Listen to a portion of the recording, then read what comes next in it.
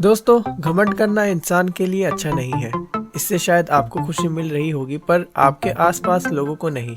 अच्छे लोग आपकी सक्सेस देखकर खुश होते हैं, पर जब आप अपनी सक्सेस का इस्तेमाल करते हैं लोगों को पिंच आउट करने में, मतलब जलाने में, तो उसे घमंड कहते हैं। अब वो सक्सेस चाहे कुछ भी हो सकती है। एक अच्छा आदमी खुशी बांटने में विश्वास रखता है, ना कि खुशी छीनने में। सो हे गाइस, मैं हूँ रज़ा और आप देख रहे हैं एक्सप्लेनार, जहां हम कुछ रोमांचक कहानियों को एक्सप्लेन करते हैं, ऐसी स्टोरी जिससे हम कुछ नया सीखने को मिलता है। तो हम सब साथ मिलकर स्टोरी के अंदर छुपी सबक का पता लगाएंगे। तो क्या आप लोग तैयार हैं? तो शुरू करते हैं आज की स्टोरी से। तो दोस्तों, जो लोग मेरे चैनल में पहली बार आए हैं उन्हें शायद पता नहीं होगा कि हम एलिना की स्टोरी कंटिन्यू कर रहे हैं। अगर आपको पिछला एपिसोड देखना है तो आई बटन पर क्लिक करें। तो लास्ट एपिसोड में हमने देखा कि एलिना हमारी मेन कैरेक्टर का नाम है, जिसका बचपन से विच बनकर पूरी दुनिया की सैर करने का सपना था। तो फिर एलिना ने विच बनने के लिए बहुत मेहनत किया। दिन रात एक करके उसने मैजिकल एग्जाम पास कर लिया, वो भी सबसे कम उम्र में। उसकी ये अचीवमेंट से बाकी सारी विचेस जलने लगी। अब बस 3 साल की ट्रेनिंग लेनी थी। काफी मुशक्कत के बाद एलिना को एक टीचर मिल गई जो कि उसे 3 साल के लिए विच बनने की ट्रेनिंग देगी। अब आगे ट्रेनिंग का पहला दिन था और एलिना बहुत एक्साइटेड थी। मिस फ्रांजे सुबह लेट उठी और उठते ही बोली, एलिना मुझे भूख लगी है, कुछ खाने के लिए बना दो। एलिना को लगा वो उससे ट्रेनिंग के रिलेटेड कुछ कहेगी, पर नहीं। एलिना ने खाना बना दिया और इंतज़ार करने लगी मिस फ्रांजे का, पर मिस फ्रांजे अपने में ही मस्त है। जब भी एलिना ट्रेनिंग के बारे में पूछती वो बात को टाल देती या इग्नोर कर देती। देखते देखते दिन बीत गया, फिर 1 हफ्ता हो गया और एलिना अभी भी मिस फ्रांजे का इंतज़ार कर रही थी। बजाय इसके वो एलिना को जादू सिखाती, वो एलिना से एक के बाद एक घर का काम करवाती। एलिना, घर का राशन ख़त्म हो गया है, जाओ लेके आ जाओ। एलिना, मुझे 5 गिरगिट चाहिए रिसर्च के लिए, जाओ पकड़ के ले आओ। एलिना, खाना अभी बना नहीं है क्या? दोस्तों, साफ दिख रहा है कि मिस फ्रांजे एलिना को यूज़ कर रही है। ऐसा नहीं है कि एलिना को ये सब नहीं दिख रहा था, वो बस चुपचाप इन सब चीज़ों को झेल रही थी। एलिना, बाथरूम में मकड़ी है, उसे भगा दोगी ज़रा प्लीज़? ठीक है। एलिना को मशरूम पसंद नहीं थे, पर मिस फ्रांजे खाना में रोज़ मशरूम डाल के देती थी। दोस्तों, 1 महीना हो गया और एलिना का सब्र अब जवाब देने लगा था। एक दिन एलिना रोज़ की तरह फ्रांजे का खाना पका रही थी। जब से मैं यहाँ आई हूँ ये औरत मुझे काम करवा रही है। मेरे आने से पहले क्या ये खुद काम नहीं करती होगी? बस ऑर्डर झाड़ने बोल दो, पता नहीं कब ये मुझे जादू सिखाएगी। मिस फ्रांजे जस्ट ठीक एलिना के पीछे खड़ी हुई थी और उसने एलिना को बोलते हुए सुन लिया था। एलिना ने मिस फ्रांजे को देखा और फिर कहा, क्या आज कोई हम जादू नहीं सीखेंगे? नहीं। ठीक है, सुनो, ये जो तुम बना रही हो ना, मुझे पसंद नहीं, कुछ और बनाओ। ठीक है। एलिना का पारा सर के ऊपर चले गया था। फ्रांजे को ये सब दिख रहा था। कुछ देर बाद उसने बोला, एलिना, समय आ गया है तुम्हारा टेस्ट लेने का। एलिना शॉक्ड हो गई। क्या? सिखाया कुछ नहीं और ऊपर से टेस्ट? कोई नहीं। एलिना टेस्ट के लिए राज़ी हो गई। फ्रांजे सेंसे, वैसे आप क्या टेस्ट लेने वाली हो? तुम और मैं लड़ेंगे। आप मजाक तो नहीं कर रहे? चलो फिर शुरू करते हैं। फ्रांजे बिना किसी रहम के अपनी फुल पावर से एलिना पे अटैक किया। ये बताने के लिए वो सच बोल रही है।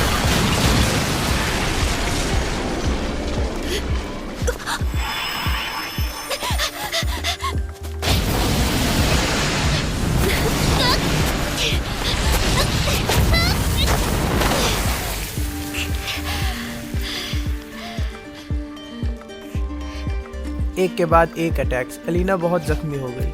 वो तो सही टाइम पे एलिना ने हम लोग को डॉज कर लिया, वरना फ्रांजे के ये अटैक एलिना को जान से मारने के लिए काफ़ी थे। एलिना को भी समझ में आ गया कि ये मजाक नहीं चल रहा है और उसने भी अटैक करना शुरू कर दिया।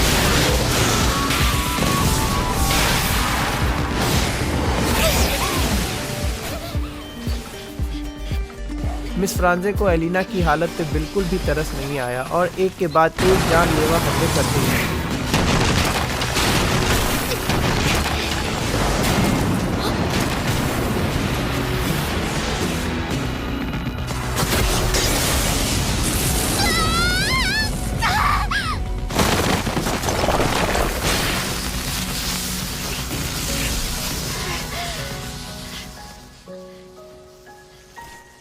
हाँ, क्या हो गया तुम्हें? तुम तो सबसे होनहार स्टूडेंट थी ना, बस इतनी ही ताकत है क्या?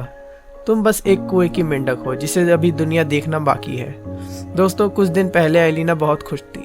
आखिरकार उसे एक टीचर मिल गई थी जिससे वो ट्रेनिंग ले सकती है, पर ऐसा नहीं हुआ। एलिना अब पूरी तरह से टूट चुकी थी।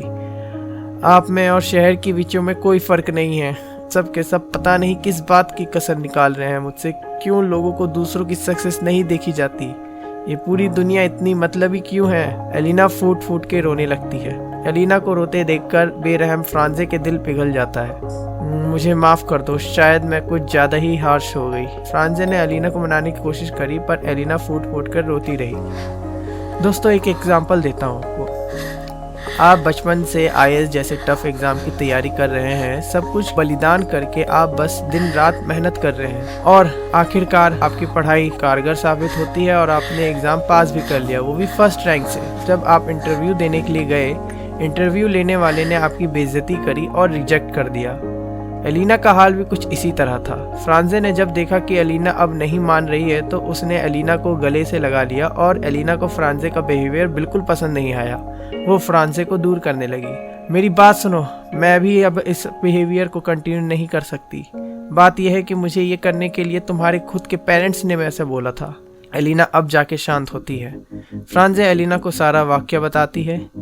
दोस्तों, ऐसा नहीं था कि एलिना के पेरेंट्स भी एलिना से जलते थे। ये कुछ दिन पहले की बात है जब मिस फ्रांजे एलिना के घर आई थी। मिस फ्रांजे, हमारी एक रिक्वेस्ट है, क्या आप उसे पूरी कर सकते हैं? कैसी रिक्वेस्ट? बात यह है, हमने शहर की सारी विचेस से बात की पर कोई भी एलिना के आमने सामने फाइट के लिए राजी नहीं हुआ। अब बस आप ही ऐसा कर सकती हैं। फाइट के लिए? पर आप फाइट क्यों करवाना चाहते हैं? बात यह है कि एलिना इतनी कम उम्र में ही इतना बड़ा मकाम हासिल कर लिया है और उसे इस बात का काफ़ी घमंड हो गया है। हमें डर है कि बड़े होकर वो बड़ी घमंडी विच बनेगी। दूसरी चीज़ कि ये आज तक उसने कभी फेलियर का स्वाद नहीं चखा है। उसे पता नहीं फेलियर आखिर होता क्या है, जो कि बहुत इम्पोर्टेंट चीज़ है। आपको बस ये दोनों चीज़ का ख्याल रखना है। एक तो उसे फेलियर का मज़ा चखाना है और दूसरा उसके घमंड और गुमान को तोड़ना है। क्या मैं आप पे भरोसा कर सकता हूँ?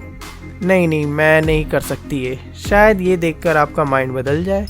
अरे, पहले बताना चाहिए था ना। एलिना के पेरेंट्स बहुत समझदार थे, इसमें कोई शक नहीं, वरना आज के ज़माने में लोग अपने बच्चों के माइंडसेट पे ध्यान ही कहाँ देते हैं।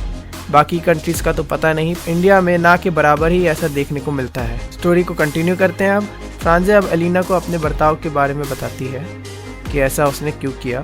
फ्रांजे कहती है, शुरुआत में मैंने सोचा था कि तुम्हें हार्ड ट्रेनिंग देके फ्रस्ट्रेशन क्या होती है बताओ, पर मैंने देखा कि तुम बहुत आदरणीय लड़की हो। चुपचाप बिना किसी कंप्लेंट के तुम सारा काम कर रही थी।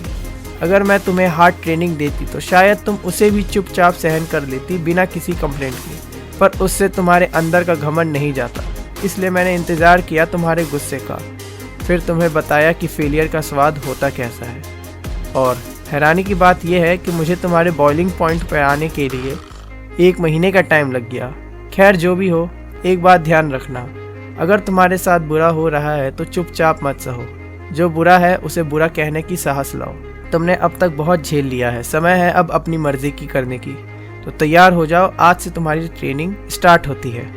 तुम्हें नॉलेज की कमी नहीं है, बस कमी है तो बस एक्सपीरियंस की। फाइनली गाइस, आज की स्टोरी यहीं ख़त्म होती है। स्टोरी से हमें जो सीख मिली वो हम नेक्स्ट वीडियो में कंक्लूड करेंगे। बाकी लास्ट तक बने रहने के लिए धन्यवाद। हम मिलते हैं आपसे नेक्स्ट वीडियो में, तब तक के लिए गुड बाय।